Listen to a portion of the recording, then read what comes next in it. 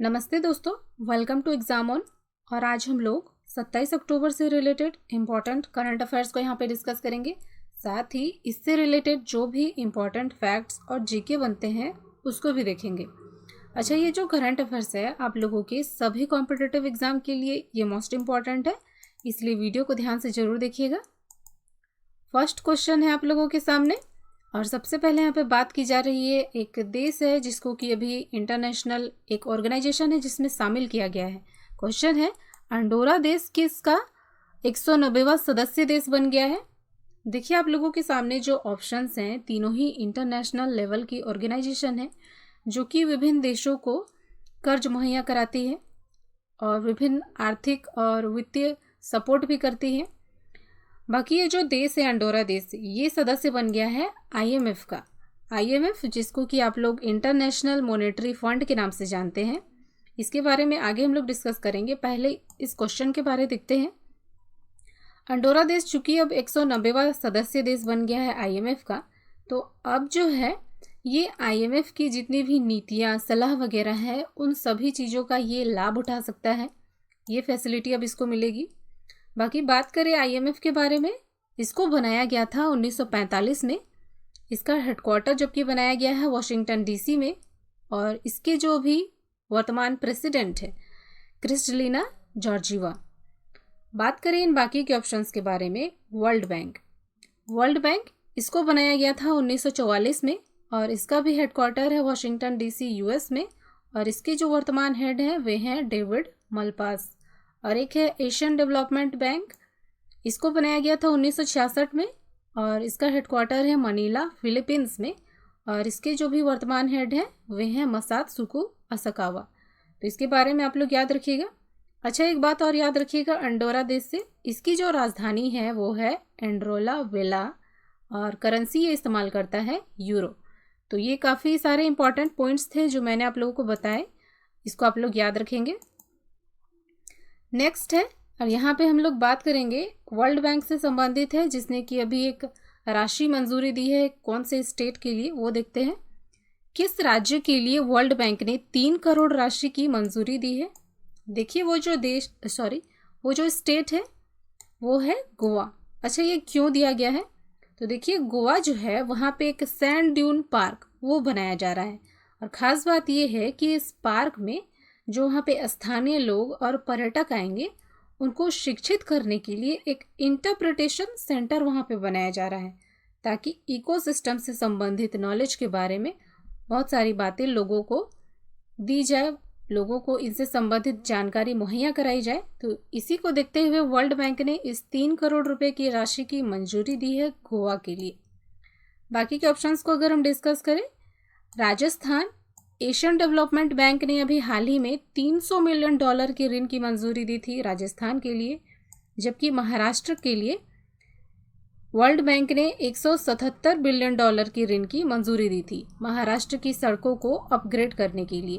तो ये आप लोग याद रखेंगे, इम्पॉर्टेंट हो जाता है। बाकी गोवा के बारे थोड़ा सा देख लेते हैं। इसकी जो राजधानी है वो है पणजी, और इसके सीएम हैं प्रमोद सावंत, और यहाँ जो गवर्नर हैं वे हैं भगत सिंह कोश्यारी। तो याद रखिएगा इसके बारे में भी आप लोग। नेक्स्ट है, और यहाँ पे हम लोग बात करेंगे एक परियोजना के बारे में। क्वेश्चन है, कौन सी जल विद्युत परियोजना है जिसको कि सिविल इंजीनियरिंग में उत्कृष्टता के लिए अभी हाल ही में एक ब्रूनेल अवार्ड 2020 से सम्मानित किया गया। देखिए आप लोगों के सामने जो ऑप्शंस आप लोगों को दिखाई दे रहे हैं दोनों ही अभी हाल ही में न्यूज़ में थे, और ये जो ब्रूनेल अवार्ड से मेडल से सम्मानित किया गया है वो है मंगदेछू जल विद्युत परियोजना। अच्छा, ये कहाँ है, तो ध्यान रखिएगा ये इंडिया में नहीं है, ये भूटान में है, लेकिन इसको भारत की हेल्प से वहाँ पे बनाया गया था, ये बात आप लोग याद रखेंगे। और ये जो ब्रूनेल मेडल अवार्ड है इसको ब्रिटेन की एक शीर्ष इंजीनियरिंग संस्था है, इंस्टीट्यूट ऑफ सिविल इंजीनियर्स, उसके द्वारा मंगदेछू जल विद्युत परियोजना के लिए भूटान को इससे सम्मानित किया गया है। और ये जो परियोजना है ये भूटान की मंगदेछू नदी पर है। तो काफ़ी सारे इंपॉर्टेंट पॉइंट्स बन गए आप लोगों के लिए। किस नदी पर है ये भी आप लोगों से पूछा जा सकता है, चूँकि अभी न्यूज़ में है। अब बात करें भूटान की, तो इसकी राजधानी है थिम्पू और पीएम जो है वो है लोतोय त्शेरिंग और करेंसी इस्तेमाल करता है भूटानी नुगलटम। ये भी आप लोग याद रखेंगे। बाकी ये जो धौला सिद्ध जल विद्युत परियोजना है, कुछ दिन पहले ही हम लोगों ने पढ़ा था कि हिमाचल प्रदेश में इस परियोजना के लिए अभी हाल ही में मंजूरी दी गई है, तो ये भी इम्पॉर्टेंट है, ये परियोजना याद रखेंगे। नेक्स्ट इम्पॉर्टेंट क्वेश्चन है आप लोगों के सामने। क्वेश्चन है पुर्तगाली ग्रैंड प्रिक्स 2020 ये किसने जीता। देखिए आप लोगों के सामने जो ऑप्शंस हैं, तीनों ही ने इस ग्रैंड प्रिक्स में पार्टिसिपेट किया था और ये जो पुर्तगाली ग्रैंड प्रिक्स है इसको जीत लिया है लुइस हैमिल्टन ने। ये कहाँ के हैं, तो ये ग्रेट ब्रिटेन से बिलोंग करते हैं और ये कौन सी गाड़ी चलाते हैं, तो ये मर्सिडीज़ के रेसर हैं। ऐसे क्वेश्चंस एग्जाम में पूछ लिए जाते हैं कि ये किस देश से बिलोंग करते हैं, कौन सी गाड़ी चलाते हैं, तो ये भी इम्पॉर्टेंट हो जाता है। बाकी ये जो प्रतियोगिता है इसको पुर्तगाल में एक जगह है अल्गार्वे इंटरनेशनल सर्किट, वहाँ पे इसको आयोजित किया गया था और अब इसी के साथ लुइस हैमिल्टन की उनके करियर की ये 92वीं जीत है। इसके अलावा आप लोग याद रखिएगा कि लुइस हैमिल्टन ने एफिल ग्रैंड प्रिक्स जो कि अभी हाल ही में हुआ था इसको भी इन्होंने जीत लिया है। बाकी ये जो सेकेंड रैंक पर, ये पुर्तगाली ग्रैंड प्रिक्स में जो सेकेंड रैंक पर थे वे हैं वॉल्टेरी बोटास जो कि फिनलैंड से बिलोंग करते हैं और ये भी मर्सिडीज़ के रेसर हैं और इन्होंने रूसी फार्मूला 1 ये जीता था, ये भी आप लोग याद रखेंगे। बाकी मैक्स वर्स्टेपन ये थर्ड रैंक पे हैं इस पुर्तगाली ग्रैंड प्रिक्स में और ये नीदरलैंड के हैं और ये रेड बुल के रेसर हैं। आगे देखते हैं। नेक्स्ट है और यहाँ पे हम लोग बात करेंगे भारत का सबसे बड़ा कार्डियक हॉस्पिटल ये भी कहाँ खोला जाएगा। देखिए ये जो सबसे बड़ा कार्डियक हॉस्पिटल है ये भारत का सबसे बड़ा बनने वाला है और इसको खोला जाएगा अहमदाबाद, जो कहाँ है, गुजरात में है और वहाँ पे है UN Mehta institute of cardiology and research centre. उसको भारत का सबसे बड़ा कार्डियक हॉस्पिटल बनाया जा रहा है। पहले जो यहाँ बेड की संख्या थी वो थी लगभग 450 और अब इसको बढ़ा दिया गया है और अब हो गया है 1251, जिसमें कि अब बहुत सारी फैसिलिटीज़ सुविधाएं वगैरह वो भी जोड़ी जा रही हैं और इसी के साथ ये भारत का सबसे बड़ा कार्डियक हॉस्पिटल बनने जा रहा है। बाकी के ऑप्शंस को अगर हम डिस्कस करें, जयपुर, यहाँ पे हाल ही में एक पत्रिका गेट का अनावरण किया गया था, ये कुछ इंपॉर्टेंट पॉइंट इससे आप लोग याद रख सकते हैं। गुजरात में ही एक नर्मदा जिला है जहाँ सरदार पटेल जी की 182 मीटर हाइट की मूर्ति स्थापित की गई थी, तो ये भी आप लोग याद रखिएगा, इंपॉर्टेंट पॉइंट से। नेक्स्ट है और यहाँ पे हम लोग बात करेंगे एक रोप वे के बारे में। क्वेश्चन है दुनिया की सबसे लंबी मंदिर रोप वे परियोजना ये कहाँ शुरू की जाएगी। देखिए अभी हाल ही में ये न्यूज़ में आया है और ये जो सबसे लंबी मंदिर रोप वे परियोजना है इसको बनाया जा रहा है जूनागढ़ में। और जूनागढ़ में कहाँ, जूनागढ़ में एक गिरनार पहाड़ी है, वहाँ पे इस रोप वे को बनाया जा रहा है। अच्छा, इससे क्या फ़ायदा होगा, तो इससे वहाँ जो पर्यटक आते हैं बहुत अधिक संख्या में, तीर्थयात्री आते हैं, उनको वहाँ पे फैसिलिटी उपलब्ध कराई जाएगी, उनको ये आकर्षित करेगा। इससे और भी फ़ायदे होंगे, जैसे वहाँ पे रोज़गार भी जनरेट होगा, वहाँ के स्थानीय लोगों को इससे फ़ायदा होगा। और ये जो परियोजना है इसमें लगभग जो खर्च एस्टिमेट किया गया है वो है लगभग 2320 करोड़ रुपये का, तो ये आप लोग याद रखिएगा। और एक ख़ास बात, ये जो मंदिर रोप वे परियोजना है इसमें हर घंटे लगभग 1000 यात्री इसमें घूम सकेंगे, इसमें लुत्फ़ उठा सकेंगे। बाकी सूरत, इससे आप लोग क्या याद रख सकते हैं, तो यूनेस्को स्मार्ट सिटी इंडेक्स में, स्मार्ट सिटी पुरस्कार में इसे पुरस्कार मिला था सूरत शहर को। अयोध्या से आप लोग याद रखिएगा कि यहाँ एक इंटरनेशनल एयरपोर्ट बनाया जा रहा है जिसको कि भगवान राम के नाम पर रखा जाएगा। अगला क्वेश्चन देखते हैं। नेक्स्ट है और यहाँ पे हम लोग बात करेंगे एक योजना के बारे में। क्वेश्चन है किसान सूर्योदय योजना ये भी हाल ही में किस राज्य में शुरू किया गया है। देखिए ये जो योजना है ये भी हाल ही में न्यूज़ में आया है और ये किसानों से संबंधित है और इस योजना को शुरू किया गया है गुजरात गवर्नमेंट के द्वारा।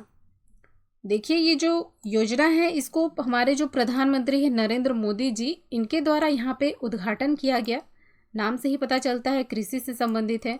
और क्या खास बात है इस योजना में, क्या बोला जा रहा है, तो देखिए गुजरात के जो किसान हैं उनको सिंचाई के लिए सुबह 5 बजे से 9 बजे तक बिजली उपलब्ध कराई जाएगी इस योजना के तहत।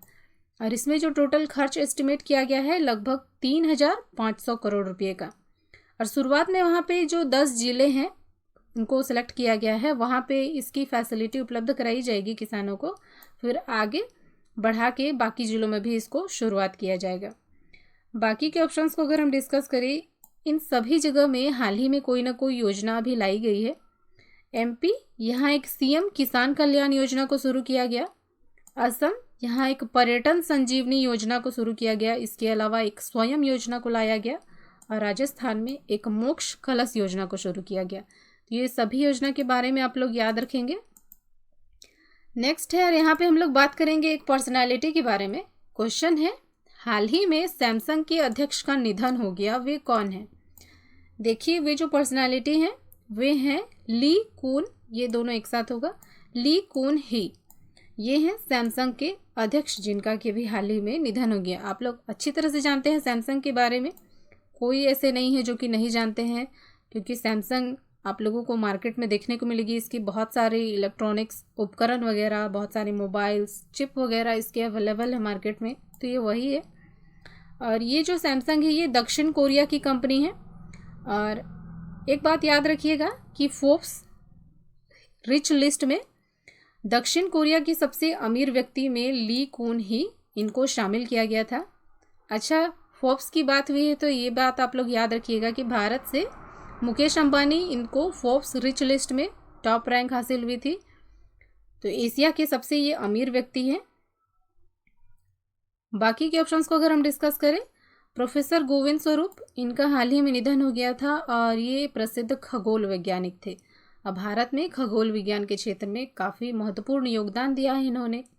जेम्स चैडविक, जिनका कि हाल ही में निधन हो गया, ये एक अभिनेता थे जिनको कि ब्लैक पैंथर के नाम से भी आप लोग जानते हैं। और एक थे कार्लटन चैपमैन, ये प्रसिद्ध फुटबॉलर थे। तो ये भी आप लोग याद रखिएगा चारों पर्सनैलिटी के बारे में। नेक्स्ट है, और यहाँ पे हम लोग बात करेंगे एक स्मारक के बारे में। क्वेश्चन है, जोगिंदर युद्ध स्मारक, इसका अभी हाल ही में उद्घाटन किया गया, किस स्टेट में किया गया है? देखिए ये जो स्मारक है इसको बनाया गया है नॉर्थ ईस्ट का एक स्टेट है अरुणाचल प्रदेश, यहाँ पे बनाया गया है। और अरुणाचल प्रदेश में ही एक जगह है बुमला, वहाँ पे बनाया गया है। और इसको उनकी बेटी उनके द्वारा वहाँ पे बनाया गया है। बात करते हैं इस जोगिंदर के बारे में, जोगिंदर सिंह जी के बारे में। तो इनको मरणोपरांत परमवीर चक्र से सम्मानित किया गया था। इनके बारे में हिस्ट्री ये है कि 1936 में ये ब्रिटिश भारतीय सेना में शामिल हुए थे। चूँकि उस समय भारत आज़ाद नहीं हुआ था, इसलिए ब्रिटिश भारतीय सेना कहा जाता था। और 1962 में जब इंडिया चाइना का युद्ध हुआ था तो उस समय काफ़ी बहादुरी के साथ इन्होंने युद्ध किया था। और उन्होंने लगभग 50 चीनी सैनिकों से अकेले मुकाबला किया था और इसी के लिए उन्हें परमवीर चक्र मिला था। और बाद में वे काफ़ी ज़्यादा घायल हो गए थे अपने देश का बचाव करते करते। फिर उनको चीनी सेना द्वारा पकड़ लिया गया था और उन लोगों की हिरासत में इनकी मृत्यु हो गई थी। अच्छा, बाकी के ऑप्शंस को अगर हम डिस्कस करें, इससे रिलेटेड अगर एक्स्ट्रा फैक्ट अगर हम लोग डिस्कस करें जो कि करंट में हम लोगों ने पढ़े थे, तेलंगाना, यहाँ एक केबल स्टैंड ब्रिज, इसका उद्घाटन किया गया। उड़ीसा, यहाँ एक बाय रोड अभियान, इसके अलावा स्लम अपग्रेडेशन प्रोग्राम चलाया गया था। और वेस्ट बंगाल में एक पथ श्री अभियान ये स्टार्ट किया गया था। तो ये एक्स्ट्रा पॉइंट आप लोग याद रखिएगा। नेक्स्ट है, और यहाँ पे हम लोग बात करेंगे एक योजना है जिसकी की रैंकिंग जारी की गई है। क्वेश्चन है, पीएम स्वनिधि योजना में किस राज्य ने शीर्ष रैंक हासिल किया है? देखिए ये जो योजना है इसमें अभी जिसने शीर्ष रैंक हासिल किया है वो स्टेट है यूपी। पहले बात करते हैं इस योजना के बारे में। इसको हमारे देश में हमारे जो प्रधानमंत्री हैं उनके द्वारा शुरू किया गया था। और इस योजना में क्या खास बात है, तो इसके तहत जो स्ट्रीट वेंडर्स होते हैं उनको ऋण उपलब्ध कराया जाता है। तो यूपी को फर्स्ट रैंक क्यों हासिल मिला है? तो देखिए यूपी में सबसे ज़्यादा लगभग 3,46,150 लोगों को इस योजना के तहत ऋण उपलब्ध कराया गया है, जो कि भारत में सबसे ज़्यादा है। तो इसलिए यूपी इस योजना की रैंकिंग में फर्स्ट पोजीशन पे है। बाकी के ऑप्शंस को अगर हम डिस्कस करें, हरियाणा, इसे एनीमिया मुक्त भारत इस रैंकिंग में फर्स्ट पोजीशन मिली है, जबकि महाराष्ट्र ने ई नाम में पूरे भारत में टॉप किया है। अच्छा, उत्तर प्रदेश से एक बात आप लोग और याद रखिएगा, अपराध सबसे ज़्यादा यहीं होते हैं, इसलिए अपराध में भी ये प्रथम स्थान पे है। अगला क्वेश्चन देखते हैं।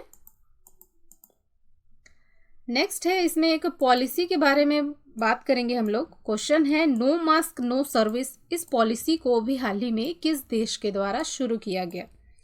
देखिए, अभी कोविड-19 चल रहा है और इसी को देखते हुए इस पॉलिसी को लाया गया है, और ये जो पॉलिसी है इसको शुरू किया गया है बांग्लादेश के द्वारा। और इस नीति के तहत जो लोग मास्क नहीं पहनेंगे उन लोगों को कोई भी सरकारी सेवा या सरकारी सुविधा नहीं दी जाएगी। इस पॉलिसी में ये बातें बताई गई है। और अब जो है बांग्लादेश में वहाँ जो सरकारी कार्यालय हैं वहाँ पे नो मास्क नो सर्विस, इसका वहाँ पे नोटिस भी चिपकाया जाएगा। तो इस पॉलिसी को काफ़ी अच्छे तरीके से वहाँ पे इम्प्लीमेंट किया जा रहा है ताकि लोगों का बचाव हो सके। बाकी के ऑप्शंस को अगर देख लेते हैं, भारत, यहाँ एक स्टेट है उत्तराखंड, इसके द्वारा एक खेल नीति, खेल पॉलिसी को लाया गया था। बाकी जो ऑप्शंस आप लोगों को दिखाई दे रहे हैं, अगर इससे एक्स्ट्रा फैक्ट हम लोग डिस्कस करें, पाकिस्तान और चीन दोनों की हरकतें तो काफ़ी ज़्यादा न्यूज़ में रहती हैं, भारत के खिलाफ ही रहती हैं, और दोनों ही भारत के पड़ोसी देश हैं। पाकिस्तान, इसके साथ भारत एक सीमा शेयर करता है, एक रेखा शेयर करता है जिसको कि रेडक्लिफ रेखा कहा जाता है, और चीन, इसके साथ भारत एक रेखा शेयर करता है जिसको कि मैकमोहन रेखा कहा जाता है। तो ये कुछ एक्स्ट्रा फैक्ट हैं, आप लोग याद रखिएगा। नेक्स्ट है, और हम लोग यहाँ पे बात करेंगे, एक सप्ताह मनाया जा रहा है। कौन सा सप्ताह है देखते हैं। 27 अक्टूबर से 2 नवंबर के बीच कौन सा सप्ताह मनाया जा रहा है हमारे देश में? देखिए, 27 अक्टूबर से 2 नवंबर के बीच जो सप्ताह मनाया जा रहा है वो है सतर्कता जागरूकता सप्ताह, और इसके माध्यम से नागरिक भागीदारी के माध्यम से सार्वजनिक जीवन में अखंडता को बढ़ावा देने के लिए इस सप्ताह को मनाया जा रहा है। और 27 अक्टूबर को पीएम सतर्कता और भ्रष्टाचार विरोधी एक राष्ट्रीय सम्मेलन का भी हमारे प्रधानमंत्री जी के द्वारा उद्घाटन भी किया जा रहा है। तो काफ़ी इम्पोर्टेंट हो जाता है क्योंकि प्रधानमंत्री जी इसका उद्घाटन कर रहे हैं, इससे रिलेटेड एक सम्मेलन है। बाकी इसकी जो थीम रखी गई है सतर्कता जागरूकता सप्ताह की, सतर्कता जागरूकता सप्ताह, ये ही इसकी थीम भी है। बाकी के ऑप्शंस को अगर हम डिस्कस करें, पोषण सप्ताह 1 से 7 सितंबर को हम लोगों ने मनाया था, जबकि शिक्षा सप्ताह ये 8 से 25 सितंबर को मनाया गया था। तो यही थे आज के सारे इंपॉर्टेंट करंट अफेयर्स। अच्छा दोस्तों, आज के जितने भी करंट अफेयर्स हम लोगों ने पढ़े उसका हम लोग क्विक रिवीजन कर लेते हैं। फर्स्ट देखते हैं, यहाँ पे गेम्स और अवार्ड हम लोग देखते हैं। लुइस हैमिल्टन, इन्होंने पुर्तगाली ग्रैंड प्रिक्स अभी हाल ही में जीत लिया है। अंडोरा देश IMF में 190वां सदस्य देश बन गया है। और 27 अक्टूबर से 2 नवंबर के बीच सतर्कता जागरूकता सप्ताह मनाया जा रहा है। और एक पर्सनालिटी है ली कून ही, इनका निधन हो गया, जो कि सैमसंग के हेड है। आगे देखते हैं, यहाँ पे हम लोग बात करेंगे राज्यों से संबंधित विभिन्न बातों के बारे में। तो देखिए, गुजरात में जूनागढ़ में वर्ल्ड की सबसे लंबी मंदिर रोपवे परियोजना इसको शुरू किया गया। अहमदाबाद में इंडिया का सबसे बड़ा कार्डियक हॉस्पिटल बनाया जा रहा है। और गुजरात में ही एक किसान सूर्योदय योजना को लाया गया है जो कि किसानों की सिंचाई से संबंधित है। गोवा को वर्ल्ड बैंक ने 3 करोड़ रुपए का ऋण दिया है। और no mask no service policy ये बांग्लादेश के द्वारा लाया गया है। यूपी जो कि फर्स्ट रैंक है पीएम स्वनिधि योजना में। भूटान, यहाँ एक मंगदेछू जल विद्युत परियोजना, उसके लिए ब्रूनल अवार्ड दिया गया है। और अरुणाचल प्रदेश में जोगिंदर युद्ध स्मारक, इसका वहाँ पे उद्घाटन किया गया। अच्छा दोस्तों, यही थे आज के सारे इंपॉर्टेंट करंट अफेयर्स। अगर आप लोगों को किसी क्वेश्चन में डाउट है या आप लोग कुछ पूछना चाहते हैं तो प्लीज़ कमेंट ज़रूर कीजिए। और अगर अभी तक आप लोगों ने चैनल सब्सक्राइब नहीं किया है तो प्लीज़ सब्सक्राइब कर लीजिए। आज के लिए इतना ही, देखते हैं, धन्यवाद।